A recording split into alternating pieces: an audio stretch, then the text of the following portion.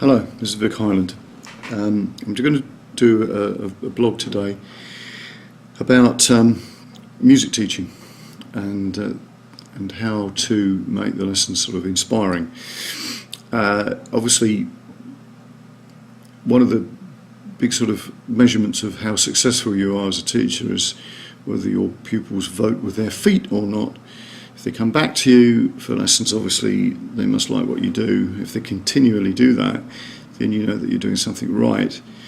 If your numbers keep up and develop, people tell their friends, you obviously know that you're doing something correctly. Now, being a successful music teacher doesn't necessarily mean to say that you're the greatest guitarist on the planet. Often the really good guitar players are pretty useless teachers because they can't get on the level of the student and pass information on. But the couple of real key elements, I think, to this, to get to the nub of what makes the lessons really powerful, is to make the lessons creative and compelling. And one of the ways to do this, in fact, I think this is the real gem. I'll get to this straight away because everything sort of comes out from this one, is if you find out what it is that's the dream of the pupil. And first of all, this is one of these things that sometimes people find very embarrassing. But you know, they may have a dream to be in a rock band and tour the world, or they might be just somebody who wants to serenade their girlfriend, or they might be somebody who wants to learn to play the guitar because they want to play.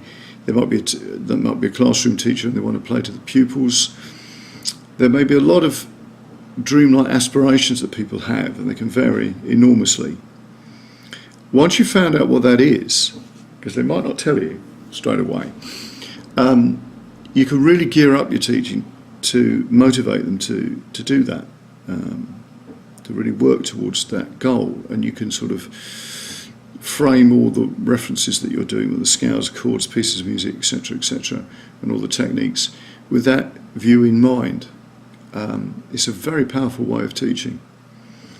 Now, the next thing is, a lot of teachers are in two minds, guitar teachers particularly, are in two minds about exams and whether you should make your pupils do exams or whatever.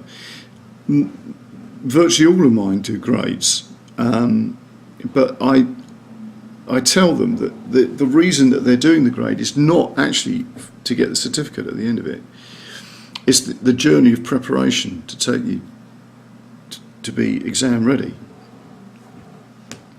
So you wouldn't do that preparation unless you did the exam, because you know nobody particularly likes playing scales and learning new chords and struggling over things that they don't want to do. I mean, that's why a lot of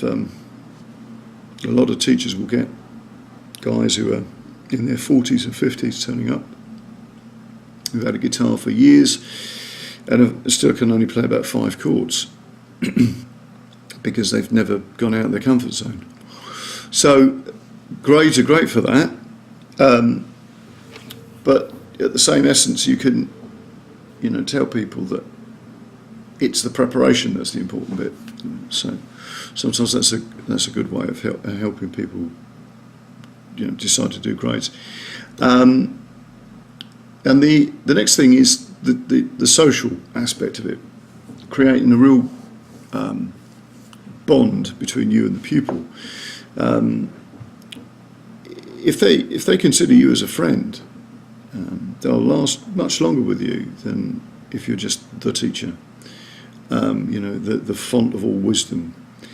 And I like to try experimenting, getting kids to people to sort of step outside their comfort zone and do something, but also it being led from them sometimes, where they write a song or get involved in playing or create their own band or something, and you go along and sort of help coach them or whatever. But once you get that idea where they can really sort of think about you as something other than just the person who teaches them the guitar, that's a really good, powerful way of developing your business. And another very important aspect, I think, is to stand out from other teachers. Now, there's a couple of things about this. If you're teaching in a classroom environment, or a school environment, I should say, you're competing with all the other teachers. So that's pretty good, because you're competing with the science teacher and the maths teacher or whatever. And you've got a bit of an advantage, because they've probably chosen to come to you, whereas of course they can't choose to go to maths, they have to go to maths. But if you end up being just like any other teacher, doing it in a very academic way, that's not going to work. If you could you're a bit of light relief to all of the other stuff that they get thrown down their throats all the time. That's a very good way of developing your teaching, because they will really enjoy coming to the lessons. But standing out from other teachers is also standing out from the competition.